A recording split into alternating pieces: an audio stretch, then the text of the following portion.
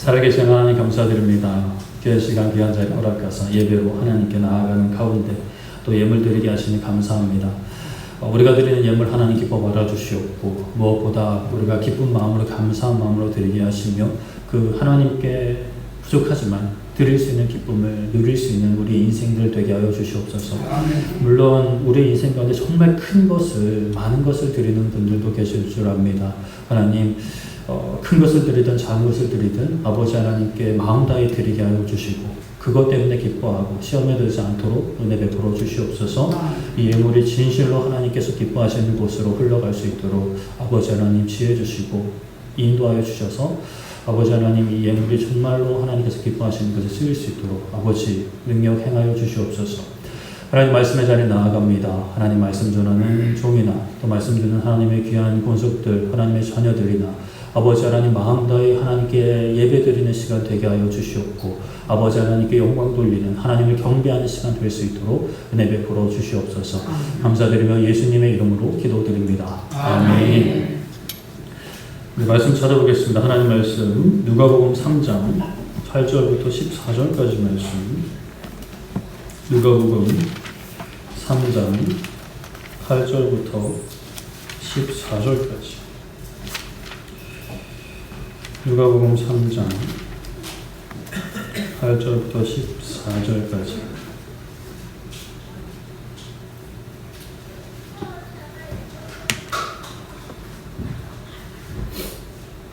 누가복음 3장 8절부터 14절까지 한 절씩 교독하도록 하겠습니다. 그러므로 회개에 합당한 열매를 맺고 속으로 아브라함이 우리 조상이라 말하지 말라. 내가 너에게 이르노니 하나님이 능히 이 돌들로도 아브라함의 자손이 되게 하시리라. 이미 도끼가 나무 불에 놓였으니 좋은 열매 맺지 아니하는 나무마다 찢겨 불에 던져지리라. 무리가 물어 이르되 그러면 우리가 무엇을 하리이까? 대답하여 이르되 두 버리는 자는 포도 던져야 되나 하시옵소서. 독을 던지는 자는 그렇게 할지라도 세리들도 세례를 받고자 하여 와서 이르되 선생이여 우리는 무엇을 하리이까 하매 이르되 너희는 거두지 말라 하고 군인들도 물어 이르되 우리는 무엇을 하리이까 하매 이르되 사람에게서 강탈하지 말고 거짓으로 거발하지 말고 받는 급료를 족한 줄로 알라 하니라. 아멘. 네, 오늘은 신분 상승이라는 제목으로 말씀을 나누고자 합니다. 잠깐 저는 눈 좀 마주치고 말씀 나눌 수 있으면 좋겠습니다. 네. 네, 감사합니다. 사람이 보여지는 이미지가 다가 아니라는 것은 글쎄요, 살다 보면 좀 느끼는 것 같습니다. 생긴 대로 논다, 이렇게 생각을 하는 경우도 있지만, 근데 생긴 것과는 전혀 다른, 또는 기대하던 어떤 모습과는 전혀 다른 모습으로 나타나는 사람들을 마주하게 됩니다. 연예인들을 볼 때 특히나 그것이 좀 극명하게 느끼는 경우가 있는 것 같은데요. 정말 선해 보이는 사람이 정말 극악무도한 범죄에 연관이 되어서 하하하 웃다가 손에 수갑차고 경찰서 가는 모습을 보이기도 하고 또 세상 악해 보이는 사람이 정말 선한 사람이고 술 한잔 못하고 막 눈물이 많은 그런 사람이라는 것을 이렇게 미디어를 통해 보게 됩니다. 저도 나름 그런 경험이 있는데요. 군대에 있을 때 제가 신학과라고 하면은 일단 놀라고 군대 선임들이 그러했죠. 쟤는 술은 말술처럼 보이고 담배는 꼴초처럼 보이는데 술도 안 하고 담배도 안 한다. 이런 식으로 그런 기억이 있습니다. 이제 만약에 좀 악해 보이는 사람이 진짜 선한 사람이었다라는 것을 알게 되면 대단하구나, 그랬구나 정도로 넘어갈 수 있는데 선해 보이는 사람이 알고 보니 진짜 악한 사람이었다라는 것을 깨닫게 되면 사람들은 이렇게 배신감까지 느끼게 되는 것 같습니다. 그런 사람을 향해서 사람들은 두 얼굴을 가지고 있다라고 이렇게 이야기를 하기도 하죠. 사람이야 본래 다양한 상황 속에서 다양한 성격이 나올 수가 있습니다. 그러나 이게 너무 보통 사람들이 허용할 수 있는, 좀 생각할 수 있는 보편적인 수준을 넘어간다? 진짜 너무 악하다라는 것이 드러나게 된다면 그것은 이제 두 얼굴을 가지고 있다고 그러면 안 된다고 그러고 이제 사람들은 비판하게 될 겁니다. 우리는 그리스도인입니다. 그리스도인들은 사실 두 얼굴을 가진 사람들이 아니죠. 하나의 얼굴을 가지고 살아갑니다. 어디를 가든지 그리스도인이라는 기본 베이스를 가지고 그 다음에 그곳에 가서 주어진 어떤 맡겨진 직무라 그럴까요? 위치라 그럴까요? 그런 것들을 이제 감당을 하는 것이죠. 오늘 우리가 살펴볼 이제 교회의 6가지 기능 중에 하나는 구제와 사회 참여입니다. 구제와 사회 참여도 이런 맥락에서 우리가 좀 이해를 해볼 수가 있을 것 같습니다. 저번 주 말씀을 좀 살펴보면 우리가 선교, 전도, 그러니까 저번 주가 선교, 전도였죠. 선교와 전도는 가서 복음을 전하는 것이었다면 교회가 이제 또 가기만 해서는 안 된다라고 말씀을 드렸죠. 잘 모여야 한다, 모이기를 힘써야 한다, 모이기를 패하는 습관을 쫓지 말아야 된다라고 말씀을 드렸습니다. 일찍이 초대교회 때는 교회는 잘 모였죠. 성전에 모여서 말씀을 가르치고 배웠으며 집에서도 모였습니다.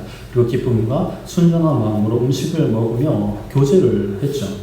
그들이 그렇게 기쁨으로 모일 수 있었던 것은 상황이 좋아서가 아니라 예수님을 믿는 믿음으로 하나 되었기 때문입니다. 믿음 안에 있는 이들은 그 성도의 교제 가운데 먼저 하나님을 찬미하게 된다라고 말씀을 드렸죠. 하나님을 높입니다. 그리고 서로를 돌아보며 하나님을 찬미하는 삶, 사랑과 선행을 격려하죠. 위로도 하는데 이것이 말로만 위로하는 것이 아니라 서로가 믿음을 지키는 그 모습, 개인의 믿음도 지키지만 하나된 교회의 믿음을 지키는 그런 모습을 통해 서로가 깊은 위로를 끼치게 되죠. 그리고 서로 짐을 집니다. 서로 이 짐은 예수님께 나아가는 죄의 짐이죠. 서로가 죄악에서 벗어나 거룩함으로 예수님을 닮아갈 수 있도록 돕는 것이 서로의 죄의 짐을 지는 것입니다. 이런 모든 발걸음 가운데 그 성도의 교제 가운데는 사랑함이 있어야 하는 것이고 그 사랑함이 있을 때 그 모습이 선교와 전도의 도구가 될 수 있다라고 말씀을 드렸죠. 다 기억은 못 하시더라도 그 관통하는 하나의 어떤 흐름은 결국 우리가 예수님을 닮아가는 과정입니다. 사실 그렇죠. 예배와 찬양과 기도도 선교와 전도도 성도의 교제도 이 나머지 것들도 다 우리가 예수님을 닮아가는 교회가 세워져가는 과정인 것입니다. 초대교회 믿는 이들이 모여서 한 일 중에 이 성도의 교제도 성도의 교제지만 또 다른 일이 있습니다. 사실 완전히 분리할 수는 없는데 또 그래도 하나의 주제, 오늘 주제를 중심으로 살펴보면 바로 함께 모여서 물건을 서로 나누어 쓰는 모습을 보입니다. 사도행전 4장 32절에 보면 믿는 무리가 한 마음과 한 뜻이 되어 모든 물건을 서로 통용하고 자기 재물을 조금이라도 자기 것이라 하는 이가 하도 없더라 라고 말씀을 합니다. 믿는 무리들이, 성도들이 교회가 한 마음과 한 뜻이 되어 모든 물건을 같이 쓰는 거죠. 자기 재물을 조금이라도 자기 것이라 하는 이가 없습니다. 같은 장 36절에는 레위족 사람 바나바, 그 바울과 함께 돌아다니던 그 바나바가 그 이전 일이긴 하죠. 바울이 예수님 만나기 전이니까 바나바는 밭을 팔아서 그 값을 사도 앞에 두었다라고 말씀을 하죠. 어떻게 이럴 수가 있을까? 여러분들 지금 당장 그렇게 하시려면 하실 수 있으실까요? 당장 여러분들의 모든 부동산을 처분하고 은행에 있는 돈을 다 교회 통장으로 넣으세요! 이러고 가면 네, 저부터도 쉽지 않을 것 같은데. 자, 어떻게 이럴 수 있을까? 다양한 이유를 생각을 해볼 수 있는데, 일단은 그때에는 예수님이 오실 것이라는 것을 믿었는데, 이게 금방 이제 오신 거라고 믿었던 배경이 있습니다. 그러니까 몇 년 안 돼요. 길게 잡아서 몇십 년 안 돼서 예수님이 다시 오실 것이라고 생각을 한 거죠.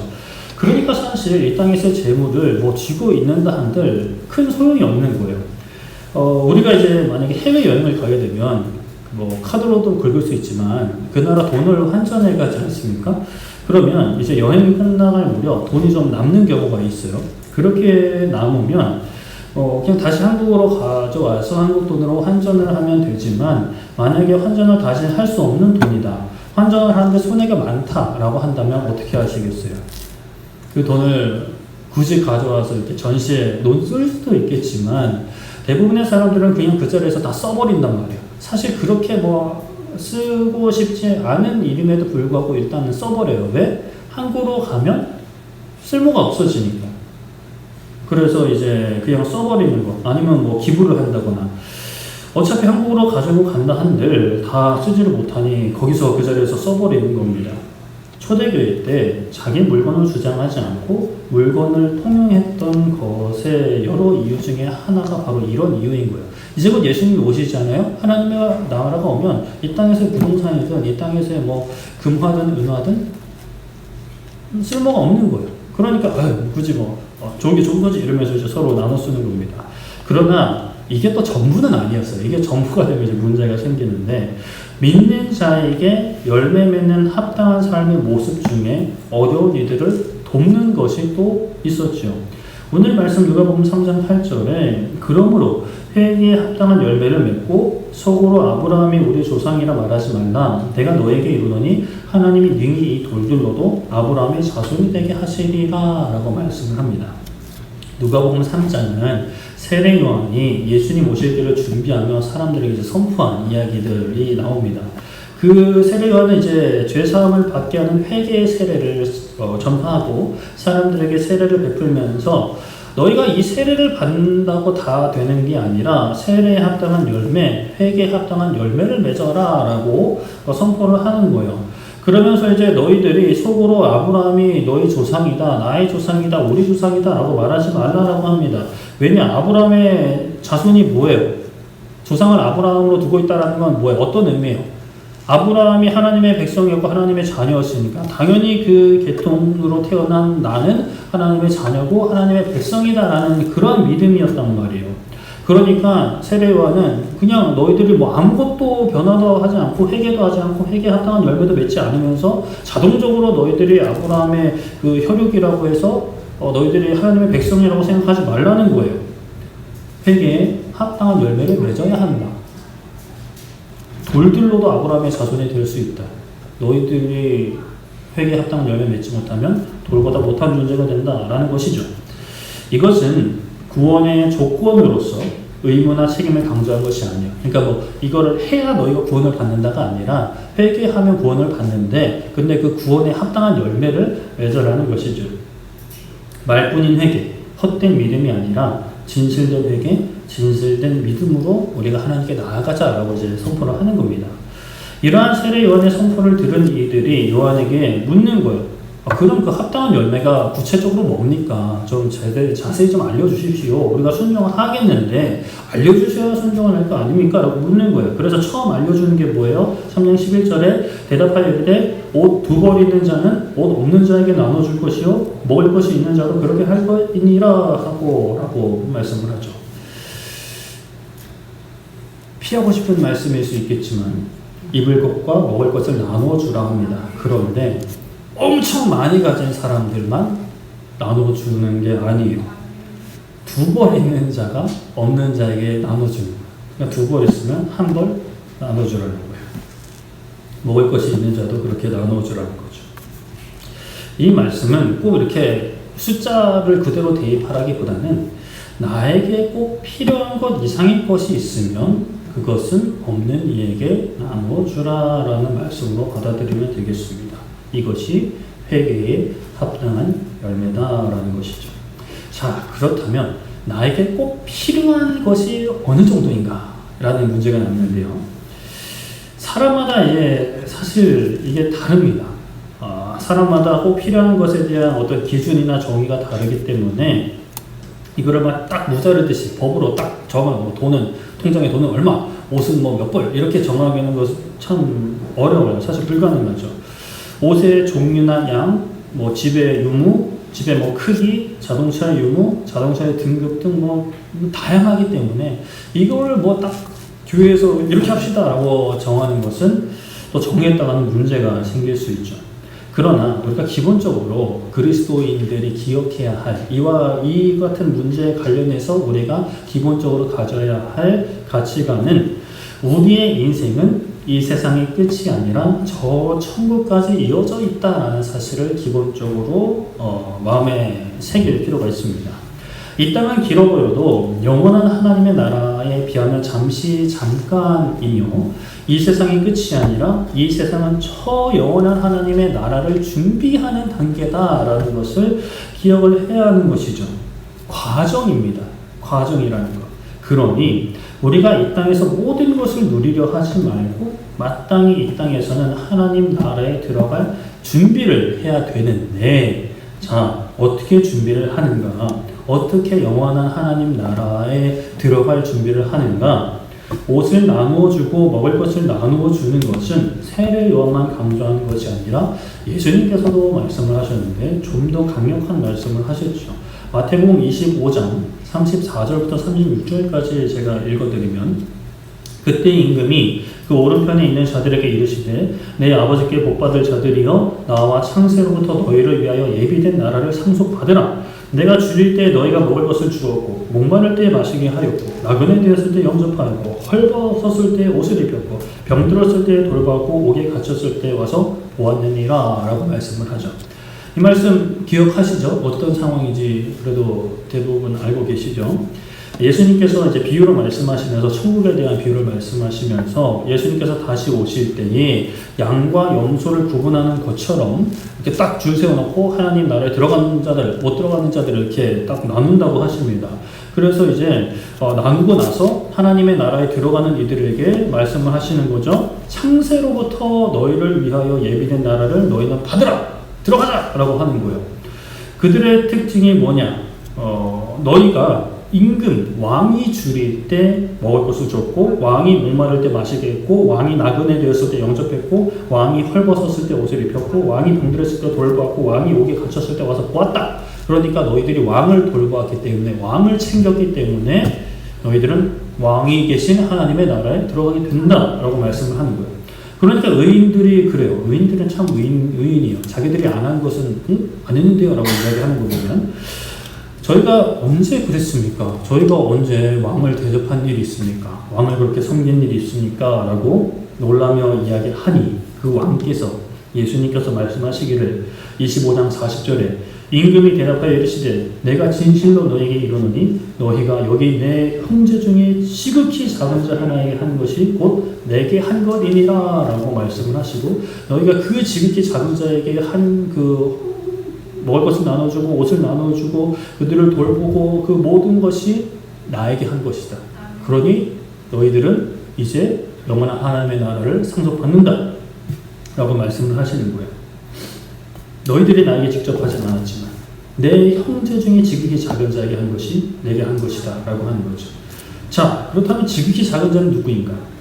원어 사전에 보면 작은이라는 의미에 대해서 거의 중요성이 없는 사람이나 물건이라고 의미를 담고 있습니다. 사람들에게, 그러니까 통상적으로 별 중요하게 여겨지지 않는 사람들, 줄이는 사람들, 목마른 사람들, 나그네 된 사람들, 헐벗은 사람들, 병든 사람들, 옥에 갇힌 사람들이에요. 쉽게 얘기해서 나에게 득이 되지 않는 사람들. 내가 득을 주어야지 나에게 득이 되지 않는 사람들이 바로 지극히 작은 자. 그런 사람들을 돌보고 챙기는 것.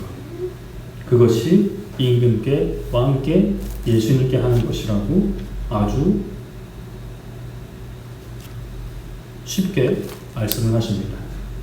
자, 그렇다면 우리가 다시 세례 요한이 가르쳐준 그 이야기로 넘어가서 두 벌 있는 사람을 나누어주라고 했는데, 그러면 우리가 옷장에 있는 옷부터 다 버리고 겨울옷 하나, 여름옷 하나, 속옷도 하나씩 이렇게 해야 되는가?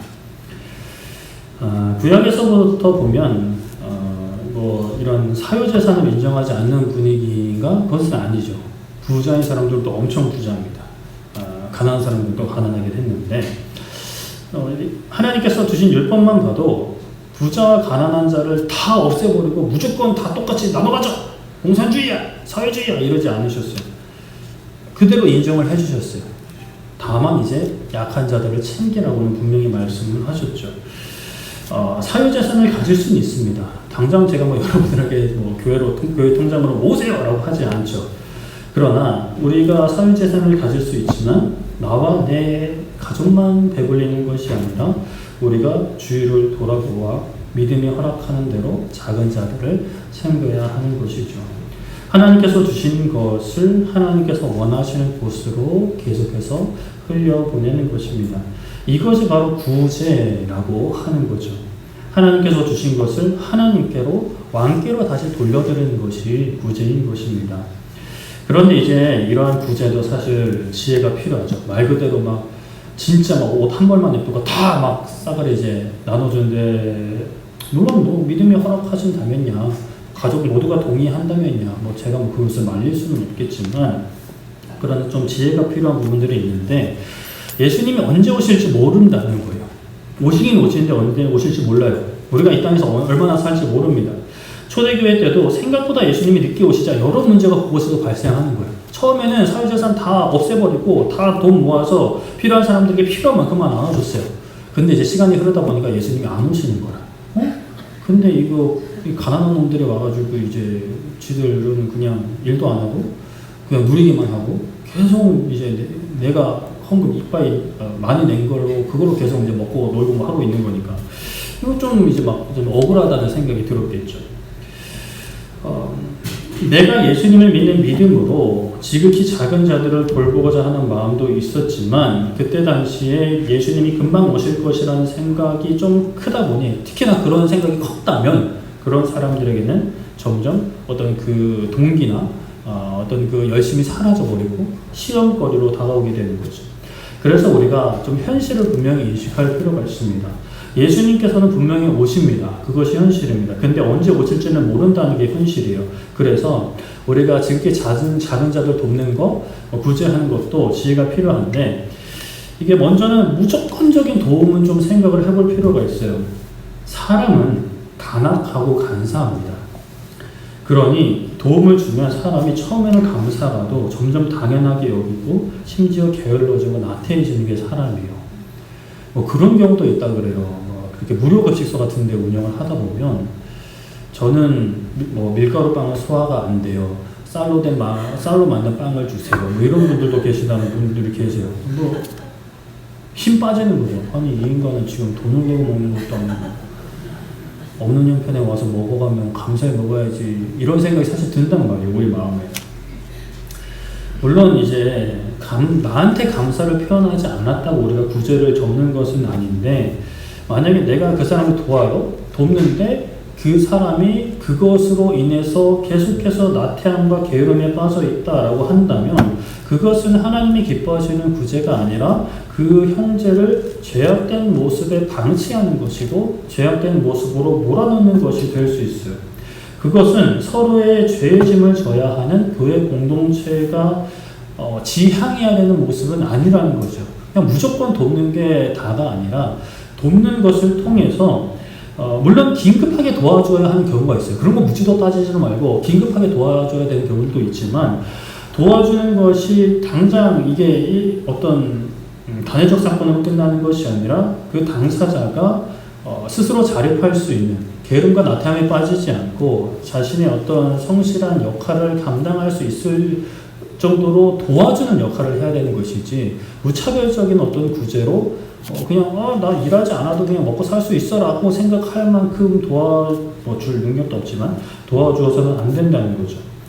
물론 또 여러 가지 환경이나 장애로 아무리 도와줘도 자립하기 어려운 경우에 처한 사람들도 있어요. 그런 경우는 이제 지속적으로 이제 도와줘야겠지만 그러나 충분히 스스로 일어설 수 있는 사람들을 그렇게 돕는 것은 우리가 굉장히 조심할 필요가 있는 것이죠. 그리고 또 하나, 먼저 우리의 형제를 챙겨야 합니다. 육체의 가족 말고 여기서는 영적인 가족을 말씀을 하는 거죠. 당연히 육체의 가족도 챙겨야죠. 여러분들의 자녀든지 형제든지 부모든지 챙겨야 합니다. 그러나 우리의 진짜 가족은 영적인 가족, 하나님 안에서 그리스도 안에서 하나된 주의 백성들, 하나님의 자녀들이라는 사실을 또 기억을 해야 합니다. 오히려 육체의 가족보다 그 영혼의 가족들이 영원하다라는 것을 기억을 해야 하죠. 그래서 단순 비교하면 믿는 이들이 있고 믿지 않는 이들이 있다고 한다면 사실은 믿는 이들을 먼저 챙기는 것이 맞습니다. 그러나 이게 그렇다고 믿는 이들을 다 챙기고 믿지 않는 이들을 챙기겠다라고 하면 사실 예수님 오실 때까지 믿지 않는 이들은 챙길 수가 없는 거예요. 그렇기 때문에 이게 좀 밸런스, 우선순위도 있지만 그 균형이 중요합니다. 믿는 이들을 챙기지만 믿지 않는 이들도 챙겨야 하는 것이죠. 도와야 합니다. 특히나 그 사람이 언제 하나님께로 돌아올지 모르기 때문에 하나님의 택함받은 백성인지 아닌지 모르기 때문에 복음과 함께 우리의 도움, 구제의 손길이 들어가야 되는 것이죠. 이러한 구제가 가능하려면 또 우리에게 좀 전제되는 것이 필요해요. 바로 그것은 검소라는 덕목입니다. 검소라는 것을 굉장히 이제 부담스럽게 생각하실 수도 있을 것 같은데 아까도 말씀드렸다시피 이 검소의 기준은 사실 숫자로 정할 수가 없어요. 오히려 딱 정해졌으면 편할 수 있겠지만 이게 정할 수가 없어요. 우리의 믿음이 허락되는 대로 우리는 검소할 필요가 있습니다. 내가 이 땅에 사는데 마땅히 필요한 것을 취하고 모으고 누리는 것이 검소입니다. 아무것도 누리지 않는 것이 검소는 아니에요. 그냥 막 쫄쫄 굶어가는 게 검소가 아니라는 거죠. 앞에서 언급한 것처럼 우리가 이 땅에서는 별 탈 없으면 80, 100까지 오늘 성시교독에 나온 것처럼 그러다 좀 더 살죠. 언젠가라도 주님 부르시면 우리는 주님 품에 안겨야 하니 이 땅에서의 인생도 누리며 또 우리 노후를 준비하기도 하지만 그와 동시에 우리는 언제든지 떠날 수 있는 준비를 해야 하는 것이죠. 모으는 것도 필요합니다. 그러나 우리가 모든 어떤 경제 생활 가운데 검소함이 따라와야 하는 것이죠. 특히 우리나라 사람들 다른 사람들에게 보여주기 위한 사치를 많이 한다라고 하죠. 명품 소비 비율이 세계 1위라고 해요. 그러니까 개인당, 개인 소득당, 아니 인구수당인가 하여튼 그렇대요. 명품 회사들도 우리나라를 굉장히 이제 큰 시장으로 여기고 있다라고 하죠. 그래서 다른 나라 가격 안 올려도 우리나라 가격 올려버리잖아요. 오히려 가격 올리면 사람들이 더 좋아하니까. 제품은 중국에서 다 만들고 마지막 공정만 이태리나 프랑스에서 하고 메이드 인 이태리, 메이드 인 프랑스로 해가지고 파는 거잖아요. 물론 명품을 사는 게 잘못된 건 아니죠. 그럴 거 아닙니다. 명품 든다고 천국 못 가고 그런 거 아니에요. 괜찮아요. 살 수 있죠. 누릴 수 있습니다. 그러나 내가 이게 진짜 필요해서 사는 건지 아니면 다른 사람들에게 보여주기 위해서 사는 건지 이것을 내가 가져야만, 누려야만, 타야만, 들어야만, 입어야만 내가 사람들로부터 존중받는 것 같고 인정받는 것 같고 자랑할 수 있다면 그거는 사실 우리 그리스도인들이 가져야 할 마음과는 거리가 있는 것이죠. 우리 그리스도인들은 사람들이 한다고 따라하는 삶이 아닙니다. 물론 따라해야 될 것들도 있죠.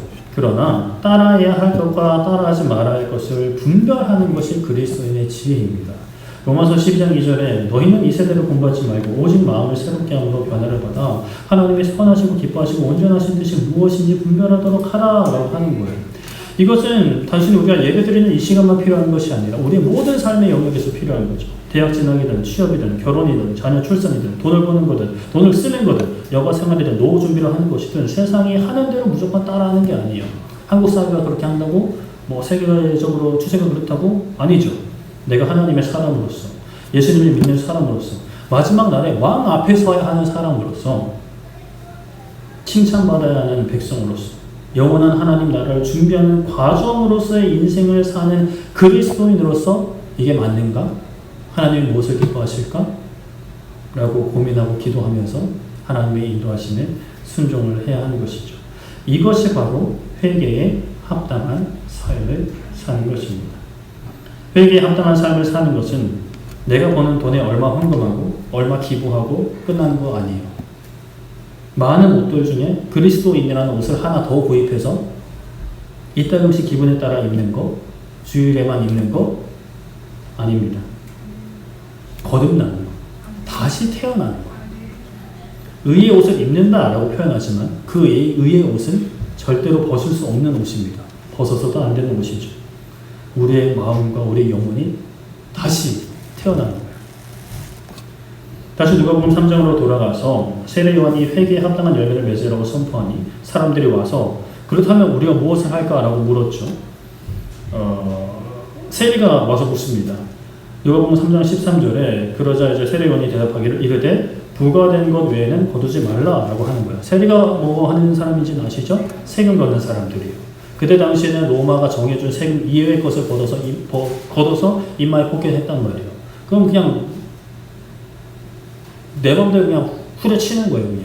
그래서 이제 당연히 그래서 유대인들이 세리들을 이 천하의 죽일 놈들, 이 친일파 이렇게 이제 여긴단 말이에요. 그걸 하지 말라는 거예요. 부정으로 이득을 취하지 말라는 거죠. 그리고 14절에 그 다음에는 군인들에게 하는 말은 강탄하지 말고 거짓으로 고발하지 말고 받는 급료를 족한 줄 알라라고 합니다. 군인들 중에 그런 이들이 많았나 봐요. 힘으로 빼앗고 안 되면 그냥 고발해버리고 받는 급료에 만족하지 못하고 월급에 만족하지 못하고 연봉에 만족하지 못하고 그렇다고 막 회사가 부당하게 쥐꼬리만한 월급 주는데 막 참으면서 살라는 게 아니에요. 정해진 월급을 올려달라고 합법적으로 요청할 수 있죠. 안 맞으면 이직할 수 있죠. 그러나 그 가운데 정해진 것에 만족하면서 정직하게 버는 거죠. 월급을 주는 입장도 마찬가지예요. 정직하게 주는 것이죠. 이것이 그리스도인의 사회 참여라고 할 수 있는 거예요. 사회 참여라고 해서 우리가 무조건 막 정치인이 되는 거 아니에요. 정치 집회에 막 뛰들고 나와서 와 물러가라 막 이런 게 다 사회 참여가 아니에요. 물론 그것도 사회 참여 중에 하나의 모습이죠. 그리스도인들도 정치인 될 수 있습니다. 정치인이 되어서 맡겨진 삶 가운데 정직하게 해가면서 정직하게 벌면서 뇌물이나 부당한 수익에 취하지 않고 맡겨진 일을 지혜롭게 잘 감당하는 것, 국가와 시민들을 위해서 사회를 위해서 봉사하고 헌신하는 것, 사회 참여하는 것이죠. 그러나 또 그게 전부가 아니라 우리에게 주어진 삶의 영역에서 회사든 자영업이든 정치든 또 문화계든 경제계든 또 뭐가 있을까요? 교육계든 그 가운데 그리스도인으로서 정직하고 성실하게 행하는 것, 하나님의 사람으로 살아가는 것, 거짓된 적을 사용하지 말고 정직하게 벌고 정직하게 가르치고 정직하게 주고 정직하게 또 쓰라는 거죠. 또 사회 속에서 부당한 일이 있으면 목소리도 낼 수 있어야 합니다. 잘못된 것은 잘못되었다 말을 해야 하는 거죠. 세례 요한이 무슨 일까지 했냐면 같은 장 19절에 보면 분봉한 헤롯은 그의 동생의 아내 헤로디아의 일과 또 자기가 행한 모든 악한 일로 말미암아 요한에게 책망을 받았다라고 해요. 요한이 헤롯이 잘못하는 행동이 있었어요. 헤롯 왕이 그러시면 안 됩니다. 그것은 그릇된 행동입니다. 왕의 모습에 어울리지 않습니다. 특히나 하나님 앞에 죄가 되는 행동입니다. 라고 이야기하는 거예요. 어떻게 되었을까요? 하나님께 칭찬 받았을까요? 당연히 받았겠죠. 그런데 이 땅에서는 감옥에 갔어요. 그 길로 비참하게 목이 잘려 죽어요. 그렇잖아요. 사실 이 땅에서 감옥은 항상 잘못한 사람만 가는 건 아니에요. 힘 있는 사람에게 밑보인 사람도 갑니다. 그리스도인들은 세상을 향해 이런 목소리도 낼 수 있어야 해요. 잘못된 것은 잘못되었다. 근데 또 이게 지혜가 필요하죠. 진짜 뭐가 잘못됐는지를 알아야 되는데 그냥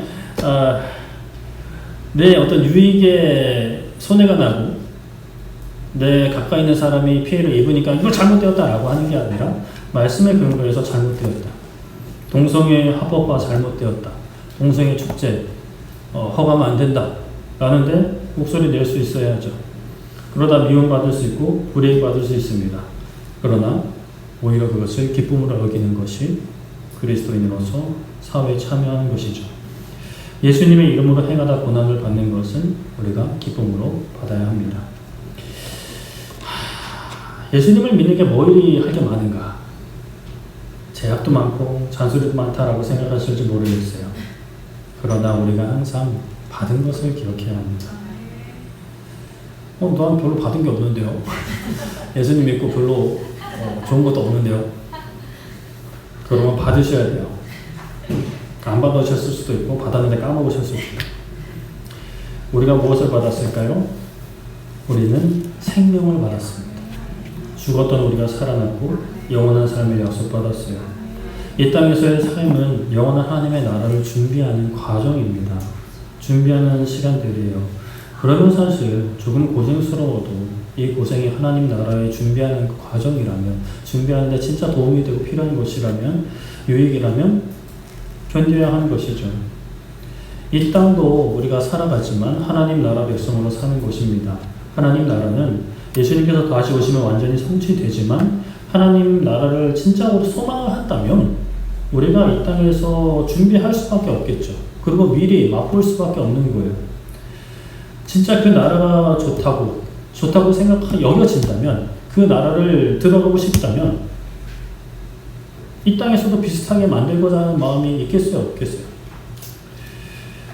진짜 막 그 밀덕이라고 하는데, 밀리터리 덕후라고 하는데, 그 군사 용품을 좋아하시는 분들이 있어요. 모으는 거 취미로 하시는 분들 있으신단 말이에요. 그런 분들이 그런 뭘 수집하느냐? 전투기를 실제로 수집할 수 없잖아요. 총도 실제로 우리나라는 소유할 수 없잖아요. 그러면 어떻게 해요? 장난감 총 가지는 거예요. 비슷하게 만들어서, 최대한 비슷하게 만들어서. 그리고 전투기도 최대한 비슷하게 만들어요. 정말 그 도색도 정말 정교하게 해서 진짜와 크기만 다르지 정말 똑같이 만든단 말이에요. 또 그리고 그냥 모양만 아니라 실제로 날 수 있게 또 만들어요.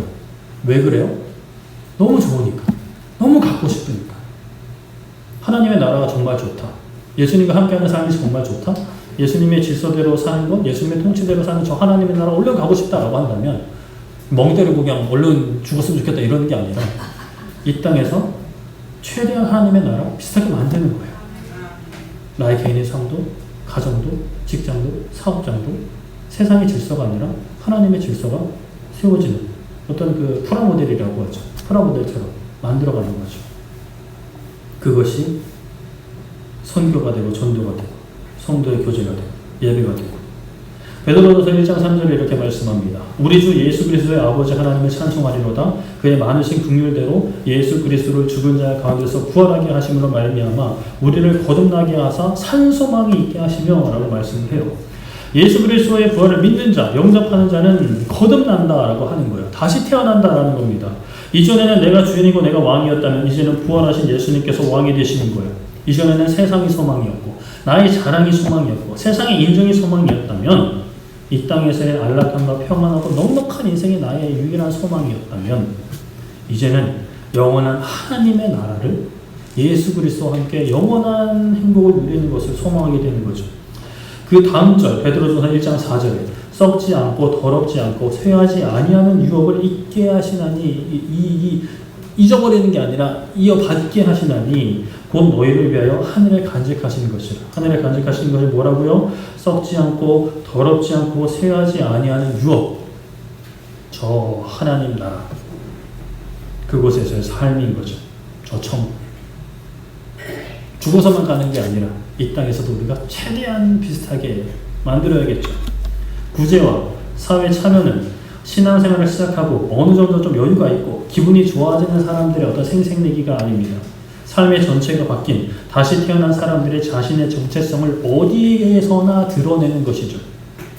금전적인 것, 물질적인 것, 가장 인생을 사는 데 있어서 가장 밀접하게 관련이 있고 타격이 큰 것, 또 즐거움도 줄 수 있는 것, 그 금전적인 것, 물질적인 것, 버는 데나 쓰는 데나 하나님이 기뻐하시는 마음과 질서가 세워지고 세상 속에서 내가 행하는 모든 발걸음 가운데 하나님의 마음과 질서가 최대한 비슷하게 세워나가는 거죠.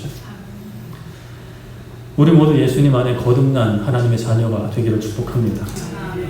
회개에 합당한 삶으로, 거듭남에 합당한 삶으로 아름답게 지어져가는 그것이 사실 이 땅에서의 어떤 자랑과 이 땅에서의 평안함은 좀 내려놓고 죽여가는 길이긴 한데 다른 곳으로 내가 살아있기 때문에 예수님 안에 내가 살아있기 때문에 예수 그리스도를 믿는 믿음으로 살고 저 하나님 나라의 소망을 두기 때문에 이 땅의 것은 너무 목매이지 않는 불안해지다가 걱정되다가도 아 맞다 내 소망 하늘에 있지. 저도 그래요. 저도 이렇게 막 이야기하고 막 행복해하다가도 중요한 거 이렇게 좀 큰 일이 있다면 확 이렇게 흔들릴 때도 있어요. 이번 주에도 이제 집 잔금을 치르는데 와 처음 태어나서 처음 해보는 거니까 약간 문제가 생겼어요. 약간 중간에 문제가 생겨서 잘 해결되긴 했는데 와 그때 멘탈 쉽지 않더라고요. 그래서 저와 이제 같이 준비하시는 그분이 저의 그런 얼굴을 처음 봤대요. 혼이 나가 있는 얼굴을 보이고 그냥 계속 막 멍 때리고 막 집에 막 해볼래 이러고 있으니까 사실 다음 주에도 좀 걱정이 됩니다. 내 체력이 버텨줄지 걱정이 되는데 그래도 뭐 어떻게 해야지. 그래요. 저도 그래요. 그러니까 우리 제가 잘나서 이런 말씀 드리는 게 아니잖아요. 우리 다 같이 그렇게 해야 되기 때문에 하나님의 나라를 준비하는 우리의 소망은 이 땅에 있는 것이 아니라. 그러니까 사실 이 땅의 것들은 너무 목매이지 말고 너무 막 전전긍긍하지 말고 하나님 나라 바라보며 우리에게 주어진 그 모든 삶의 영역에서 하나님의 사람으로 살아낼 수 있기를 축복합니다. 말씀을 정리하겠습니다. 우리 대학 입시는 크게 두 가지 방법이 있어요. 그러니까 수능 세대, 그러니까 수능 세대가 있고 그 뒤에 이제 생겨난 게 수시라고 하는데 모르시는 분들은 제가 설명을 간단히 드릴게요. 요즘도 그러할 텐데 대학 들어가는 방법이 크게 두 길이 있어요. 정시가 있고 수시가 있어요. 정시는 정해진 때에 모집하는 거고 수시는 수시로 모집하는 거 맞나 모르겠네. 내가 이해하는 건 이렇게 이해했는데 정시는 그래요. 수능을 보고 수능 점수로 대학에 들어가는 게 정시고 수시는 그 고등학교 생활을 통틀어서 뭐 다양한 것을 봅니다. 그래서 뭐 정시 그 수능 점수를 보기도 하고 안 보기도 하기도 해요. 근데 그래서 수시로 가는 학생들이 있고 정시로 가는 학생들이 있는데 이게 뭐 비중이 뭐가 좋냐 막 이렇게 싸우잖아요. 근데 수시는 그 고3 여름 때부터 이제 빠르면 합격자가 나와요. 그러니까 고3인데 대학 합격증을 받은 애들이 생긴단 말이에요. 그럼 어떨 것 같아요? 걔네들 너무 좋지 않을까요? 너무 좋겠죠. 대학 합격이 완전히 약속받은 상태인 거예요. 대학생 신분은 아니지만 대학생이 확실히 되는 거예요. 뭐 그 사이에 죽지 않는 한 대학생이 되는 거예요. 깜빵가지 않는 한 대학생이 되는 거예요. 그러면 걔네들의 인생을 우리가 잘은 모르더라도 상상을 해보자고요. 자, 걔네들이 학교에 나오는 게 좋을까요? 안 나오는 게 좋을까요? 여러분들이 수시 합격 못했어요. 여러분들은 정시로 가기로 마음먹었어요. 수능을 봐야 돼요. 11월에 보죠? 11월에 수능 봐야 돼요. 열심히 준비해야 돼요. 근데 지금 옆에 합격한 놈이 앉아있어요. 걔가 공부를 하겠어요? 안 하겠어요? 안 하겠죠. 떠들겠죠. 만화책 보겠죠. 안 나오는 게 도움이 되는 거예요. 선생님도 나오지 말라 그래요. 그냥 추석 처리해줄 테니까 나오지 말고 너 필요한 거 해라. 놀든지 아니면 대학 공부 뭐 준비하든지 자기 개발하든지 영어 공부를 하든지 해라라고 하는 거예요. 자, 고3에서 이제 대학을 준비할 때 가장 많이 붙잡고 있는 게 뭘까요? 교과서, 문제집이겠죠. 맞아요? 아니에요? 뭘 붙잡으셨어요, 여러분? 당구대 붙잡으셨어요? 교과서 붙잡아야 되잖아요. 그럼 그 학생들은 이제 더 이상 교과서가 필요해요, 안 필요해요? 안 필요해요. 다 불에 태워버려도 괜찮아요. 근데 뭐 남겨둘 수는 있겠죠. 추억으로. 또는 뭐 대학교 가서 잠깐 참고할 수 있는 그런 내 과거의 것으로 남겨둘 수는 있겠죠. 자, 그게 고등학생이지만 대학을 합격받은 아이들의 삶인 거예요. 합격하지 못한 아이들이 누릴 수 없는 기쁨과 평안함을 누려요. 인생이 달라요. 우리가 이 땅에서 살아가는데 우리는 저 천국을 영원한 하나님 나라를 약속받은 사람들이에요. 대학 합격한 사람들이죠. 아직 세상 안 끝났는데, 고등학교 생활 안 끝났는데.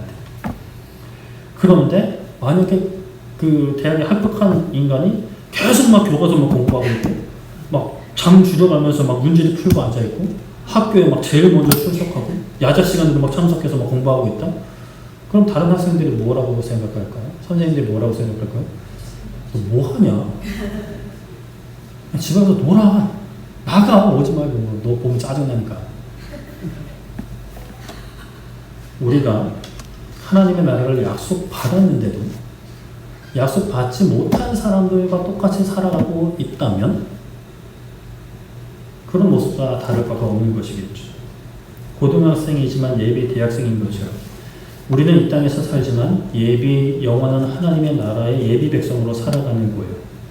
이 땅에서만 쓸 수 있는 재물에 너무 매일 필요 없어요. 고등학교 생활에 매일 필요 없어요. 고등학생 신분이지만 고등학교 생활에 매일 필요 없어요. 대학생활 준비해야죠. 영원한 하나님 나라 준비해야 돼요. 영어 공부를 하든지 자격증 공부를 하든지 해야죠. 아니면 그냥 자빠져 자든지. 영원한 하나님 나라에서 함께할 왕이신 예수님께 우리의 삶을 드려야 합니다.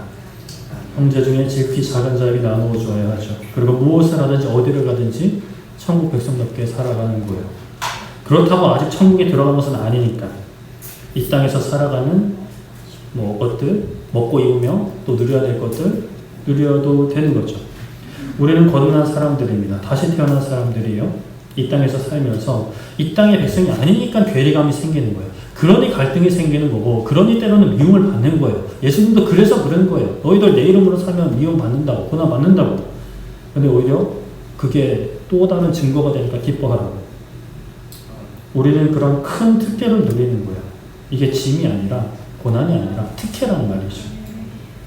나 학교 가고 싶어요. 학교 가고 싶은데, 친구들이랑 놀고 싶은데, 친구들 만나고 싶어요. 그게 슬플 수 있겠지만 심심할 수는 있겠죠. 근데 그럴 때는 대학 합격 못한 애들이랑 놀지 못해서 심심하고 슬퍼하는 것이 아니라 합격한 애들끼리 놀면 돼요. 그게 성도의 교제인 거죠. 물론 그렇다고 걔네들을 따돌려야 되느냐, 업신여겨야 되느냐, 그건 아니죠. 걔들도 얼른 대학 합격하기를 바라야죠. 그래서 같이 놀기를, 같이 대학 준비하기를. 수시 합격자가 나 왜 학교 출석 못하게 하느냐, 나 왜 문제집 못 풀게 하느냐고 슬퍼하는 것이 이상하듯이 우리가 이 땅에서 내려놓아야 하는 것들에 집착하기보다 받은 은혜를 바라보며 영원한 하나님의 나라를 준비하며 우리가 돈을 버는 것도, 쓰는 것도, 가정을 꾸리는 것도, 가정을 유지하는 것도, 부모님 부양하는 것도, 자녀 교육하는 것도, 내 노후 준비를 하는 모든 것들도 그 가장 중심의 기본에 나는 하나님의 나라를 준비하는 것이지, 하나님의 나라 준비하는 과정이지 라는 마음으로 모든 것을 다시 설계하고 세워나갈 수 있는 우리 모두 되기를 축복합니다. 우리 찬양하고 기도하기를 원하는데요. 우리 복음성가 247번 주의 돌을 버리고, 주의 돌을 버린다는 것은 예비 합격증을 버리고 다시 고3 수험생활을 시작하는 겁니다. 그런데 재미있는 거 뭔지 아세요? 수시 합격하면요 정시로 대학 못 가요. 그렇게 됐어요? 이 정도 그럴걸요? 아닌가요? 맞죠? 저때는 그랬어요. 수시 합격자들은 정시 못 가요. 그래서 저 서울대 수시 넣을 때 굉장히 주림스러웠어요. 서울대 합격하면 시합도 못 갈까 봐. 꿈이 아니시죠? 감사하게도 합격을 못했어요. 감사하게 시합도 갔어요. 주의 돌을 버리고 헛된 꿈을 쫓는, 얼마나 어리서 그래. 대학 합격하고도 굳이 고등학교 들어가서 공부하는 그런 어리석은 행동을 우리가 하고 있다면, 우리가 받은 은혜 누리는 그 합격의 은혜를 한껏 누리는, 또 그날을 준비하는, 그 생을 준비하는 우리 모두 되기를 바라며 소망하며 찬양하고 기도하겠습니다.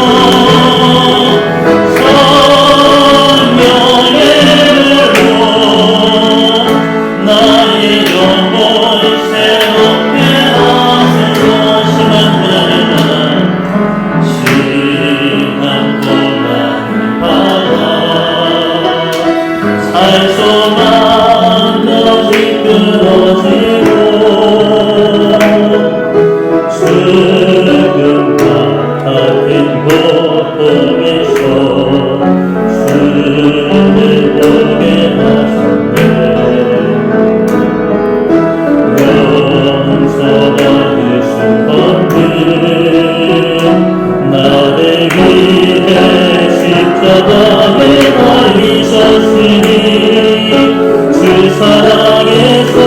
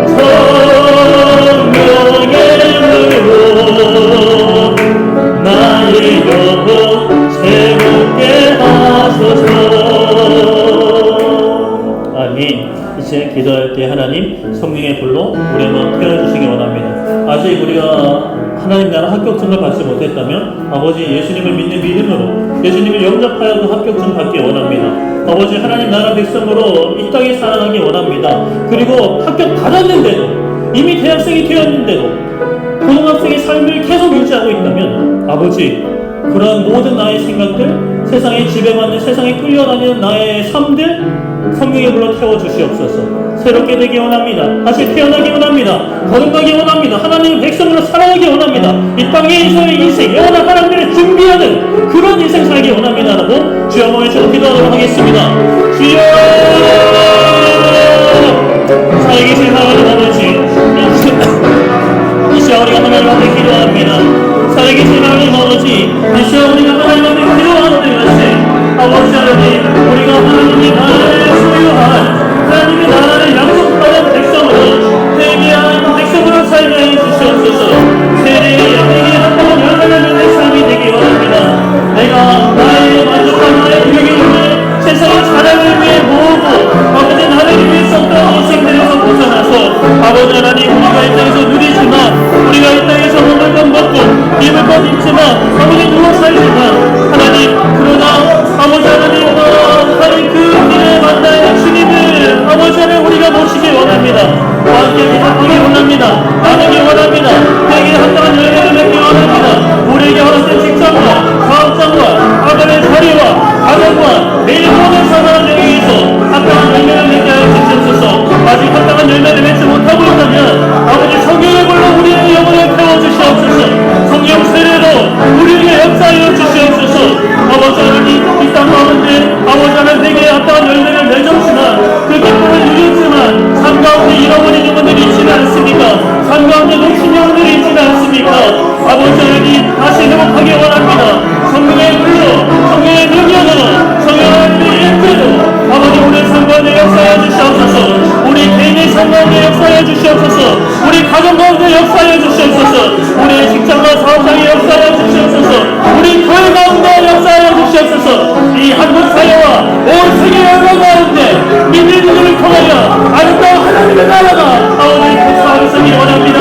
우리가 저 영원한 하나님의 나라에서 누리게 될 영원한 행복과 만족과 행복을 이 땅에서는 경험하기 원합니다. 제대한 비슷하게 닮아가기 원합니다. 하나님 은혜 베풀어 주시옵소서. 주님 품이 여겨 주시옵소서. 아버지의 능력 베풀어 주시옵소서. 우리의 영혼 성령의 불로 태워 주시옵소서.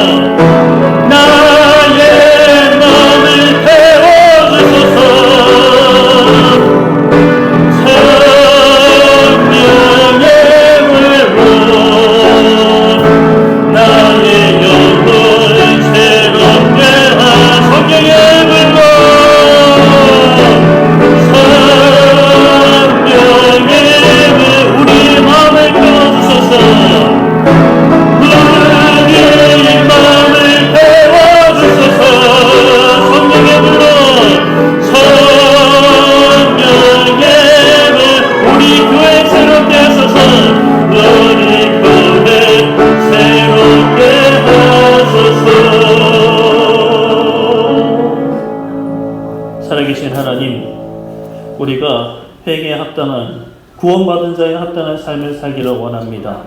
그것으로 인해서 우리가 구원받는 것 아니지만 우리의 순종이나 우리의 업적으로 우리의 공로로 구원받는 것 아니지만 그러나 우리에게 주신 그 은혜에 감격하여 그 은혜를 누리며 아버지 그 은혜에 합당한 삶을 살아가게 하여 주시옵소서.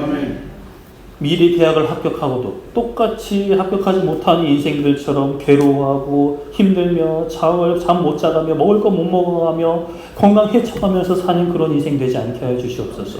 우리는 합격을 했으니까 합격한 자답게 살기 원합니다. 누릴 건 누리지만 나눌 것은 나누고 이 땅에서 우리가 입고 먹고 채우는 것에 아버지 우리의 목숨을 걸지 않고 영원한 하나님의 나라 준비하는 우리가 만날 왕이신 예수님께 드릴 수 있는 우리 형제 중에 지극히 작은 자, 이 땅에서 도움이 필요한 많은 이들에게 우리에게 허락하신 것을 흘려보내면서 그렇게 미리 하나님의 나라를 준비하는 우리의 인생들 되기를 원합니다. 하나님의 나라 사람 사모한다고 하면서 하나님의 나라 소망한다고 하면서 지금의 삶은 하나님의 나라와 전혀 상관없는 인생 살지 않게 하여 주시옵소서. 너무 사랑하기 때문에, 너무 소망하기 때문에 일찍 목숨을 끊는 그런 엉뚱한 짓을 하는 것이 아니라 지금 나에게 주어진 삶에 최대한 하나님의 나라 비슷한 그 모습 만들려고 조금이라도 더 비슷한 모습 만들기 위해, 예수님 닮아가기 위해, 그리스도의 장성한 분량에 이르기 위해 우리 교회 하나 되게 하여 주시고, 우리 모든 가정들 믿음의 가정 되게 하여 주시고, 우리 모든 개인의 삶이 참된 그리스도인으로서 세워져가는 놀라운 은혜가 우리 가운데 있을 수 있도록 함께하여 주시옵소서. 감사드리며 예수님의 이름으로 기도드립니다. 아멘.